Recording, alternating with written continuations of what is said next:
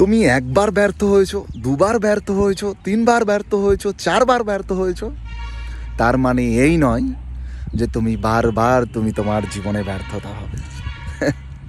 একটা কথা মনে রেখো, জীবনের সবচেয়ে বড় ভয় আমাদের ব্যর্থতার। তাই এই ভয়কে তোমাদের জয় করতে হবে।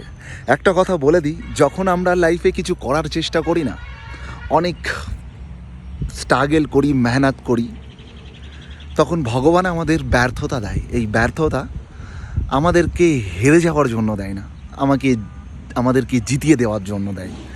ভগবান পরীক্ষা নেয় আমাদের জীবনে যে এত ব্যর্থতা দিয়ে দেখে এই মানুষটাকে, তারপরেও এই লড়াই করার মতন ক্ষমতা এবং শক্তি তার মধ্যে রাখে কিনা।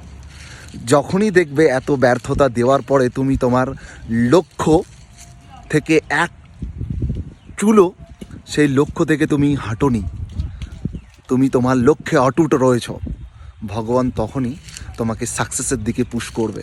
ইয়েস, তাই ব্যর্থতা হেরে যাওয়া নয়। ব্যর্থতা মানে আমরা বারবার ব্যর্থ হব জীবনে, সেটাও নয়।